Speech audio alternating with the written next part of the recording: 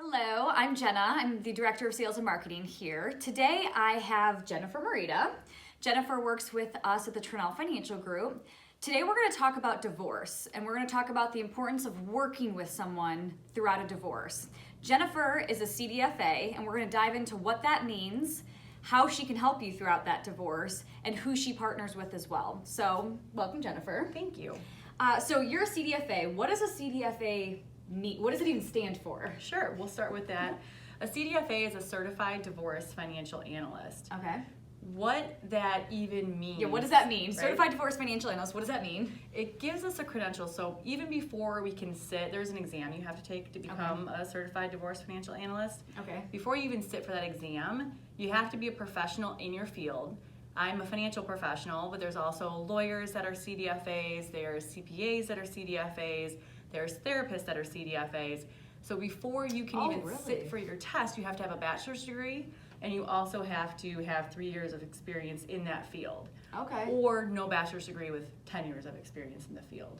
Okay. So you have to know and have practice for a while to know what you're doing. Experience underneath your belt. Mm-hmm. Okay. Exactly. Okay. And then you sit for a series of 4 exams to make sure you know all aspects of finance around divorce. Okay, and that's fair. That's fair for that as well. Okay, and when someone's going through a divorce, how can you help them? Right? What is your role when two people are splitting their lives, their assets? It's a very emotional time. How do you step in and help them? I normally work with one of the parties. There's been times I've worked with both of the parties, but normally it's one side coming and saying, hey, I'm getting a divorce and I want to look at what my life is going to be like. I have no idea on the finance piece. So I provide clarity around the financial piece of their divorce. Now I look at it as a financial contract.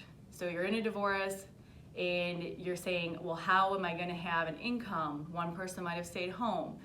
What do I do with the retirement funds? What do I do with the house? So we look at everything of, what retirement funds can be split. There's complications around pensions and what the value is on pensions. The house, are you going to keep the house? Can you afford the house? A lot of times when couples are working as one, they don't look at their budget. Things are automatic, as they should be. And we need to realize, what are you actually spending now? What's your cost of living now?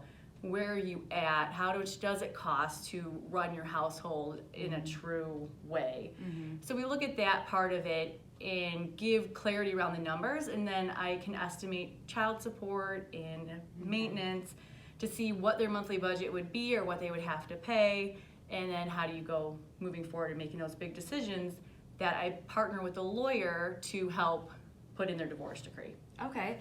And where do you see, so what generation do you see the biggest impact for divorce right now? That's a good question. So divorce they say it's decreasing past 50%. Okay. That's in younger generations. So the younger generation is not getting divorced as much? Not as much, or they're not getting married as much. Okay, Lots of right, 6, 1/2 dozen of that. Right, Okay, so there's a lot of factors there. The biggest impact is the baby boomer generation. Okay. If you think about it, they're in their 50s, they're getting close to retirement, they think they're gonna have 2 social securities, they're gonna have a pension, they have built the retirement assets, they may have a couple houses. It's complicated. So there's a lot of complications that go with that. Now, how do you take the complications and the expectations and split that up into 2 separate lives? So that's where the divorce rate is actually increasing in baby boomers. Oh, wow. And it's so important to get that right and to seek out a financial advisor or CDFA to help with that piece, because those decisions, once you sign the paper and you sign the divorce decree, it's final. There really is no going back. It's kind of scary. So afterwards, when you're saying, whoa, why did I make this decision? Because it's emotional. Right, absolutely. An independent third party that can help make those decisions with you in conjunction with your lawyer and a mortgage representative or an estate planner. So you partner with lawyers? I do. Mortgage representatives? Yes. Estate planners? Real estate agents. Real estate agents. Oh, okay, that's fair too. CPAs. CPAs, okay. So there needs to be a team approach when somebody's going through a divorce.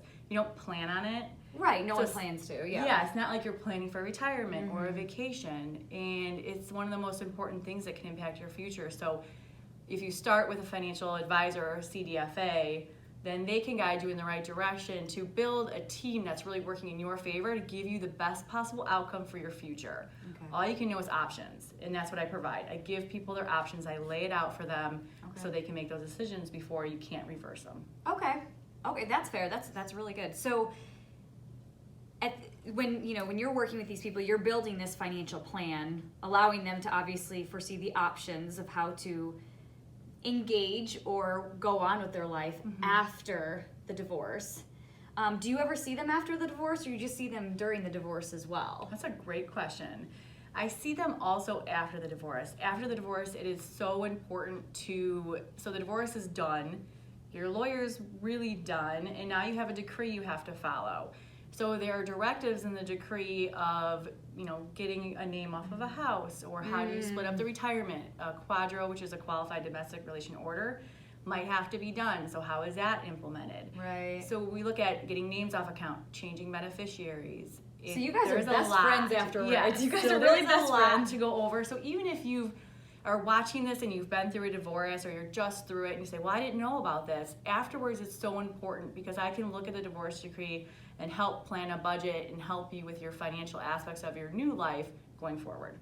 Okay, that's interesting. I have actually learned a lot right now. I didn't realize, I was under the impression or didn't understand that although you're there through it, as are the mortgage and the real estate and all the other partners that you work with, you go past that though to ensure that they're following through, or that they're essentially through their new life are succeeding. Yes. As well. So that's interesting. Okay, I didn't know that. I honestly didn't know that. So that's awesome. Okay.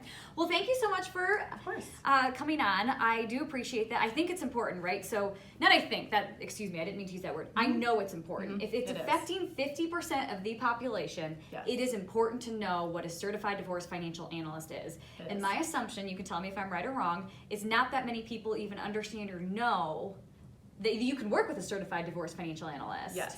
Are most people in surprise or in shock? They are, because the first thing you think of is I have to get a lawyer. And if you can take a step back and say, what are the biggest decisions? Are children and finances. Right. So if you can take a step back and seek out a CDFA or a Certified Divorce Financial Analyst, they can get you on the right track to help set the precedents for the lawyer and for the next steps and for your future. Awesome. Thank you. No problem. Thanks for having me.